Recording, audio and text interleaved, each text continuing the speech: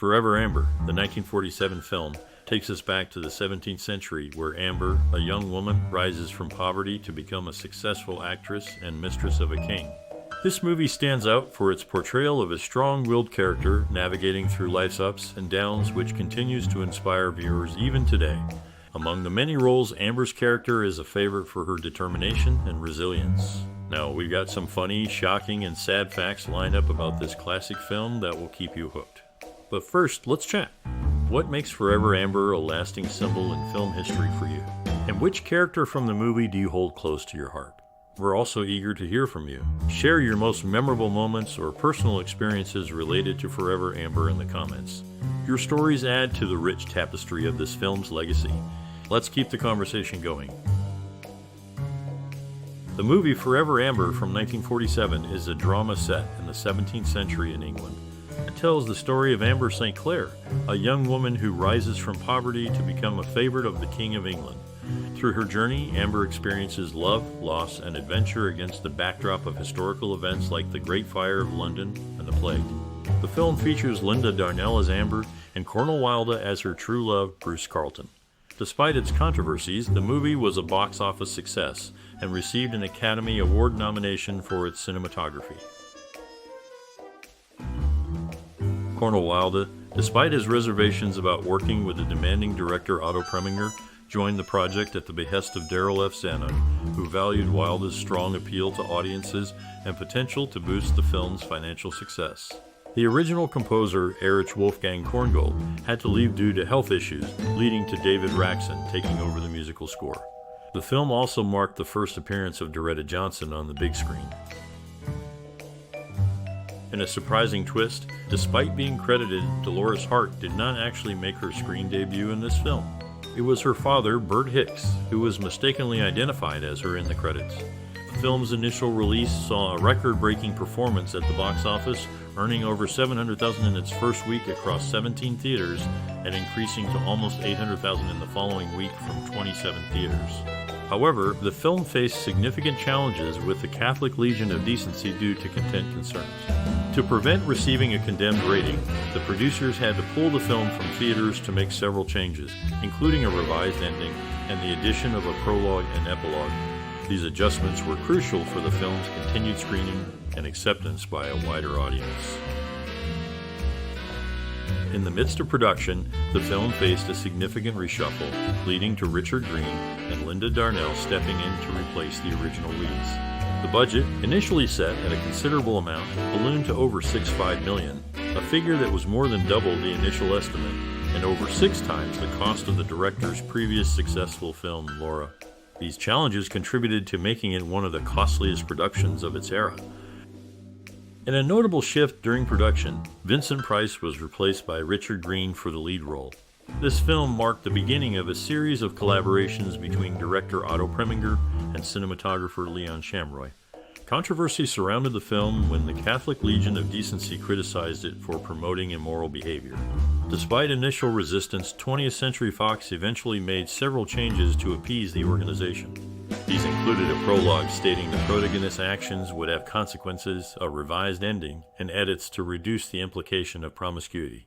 The film was then reclassified from condemned to Class B objectionable in part, although the initial condemnation had already impacted its distribution.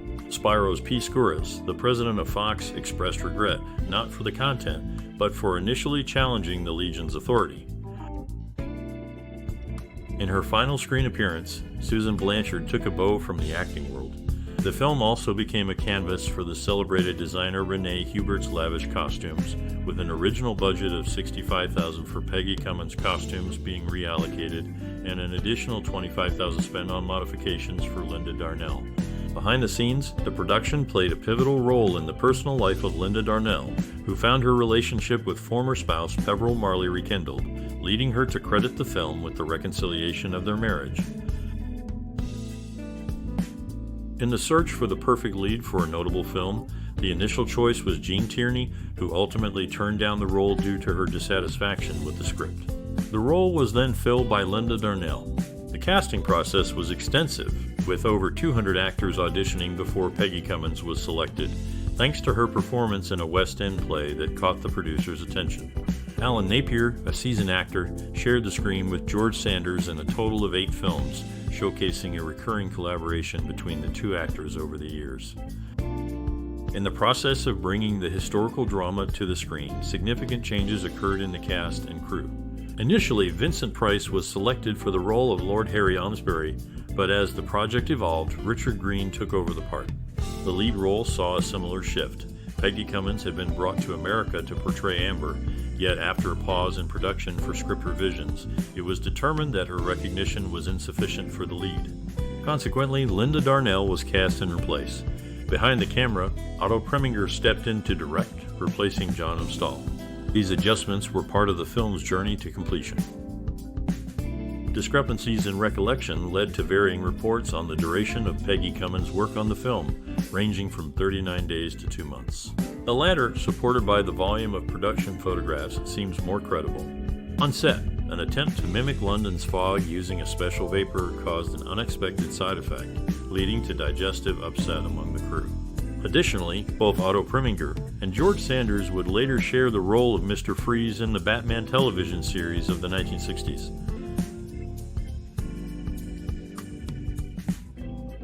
In the landscape of classic cinema, the film marked the end of an era for two actresses, Alma Kruger and Natalie Draper, as it was their last appearance on screen. The production saw a significant change when Norma Varden stepped into a new role after the initial version with Peggy Cummins was halted.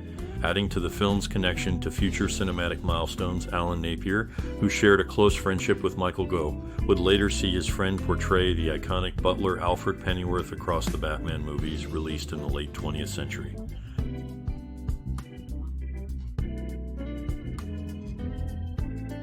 In a significant turn of events for the film industry, the year marked the end of Mary Jane Shore's acting career with her last appearance on screen. Simultaneously, it witnessed the rise of a new talent as Dolores Hart graced the silver screen for the first time. This period piece not only captivated audiences, but also achieved the distinction of being the top earner at the box office in the United States for the year, a testament to its popularity and the public's appreciation for cinematic storytelling during that era. And a significant deal for its time. The rights to adapt Kathleen Winsor's popular novel into a film were secured by Darrell F. Zanuck and Fox for a sum of $200,000. This investment reflects the studio's confidence in the novel's potential to attract audiences with its provocative themes and characters. The adaptation process involved transforming the written words into a visual narrative that would resonate with viewers of the era, ensuring the story's essence was preserved while making it suitable for the screen. The novel's popularity promised a ready audience, and the studio aimed to capitalize on this by creating a film that stayed true to the source material's spirit. In the process of bringing the historical drama to the screen, the production faced a significant setback. Linda Darnell, the lead actress portraying the title character, suffered severe burns during one of the scenes involving a fire. This incident required immediate medical attention and a temporary halt in filming. The seriousness of the situation was heightened by the fact that safety measures during that era were not as stringent as they are today, putting cast and crew at greater risk during such hazardous scenes. This event stands as a stark reminder of the dangers actors faced while performing under less regulated conditions.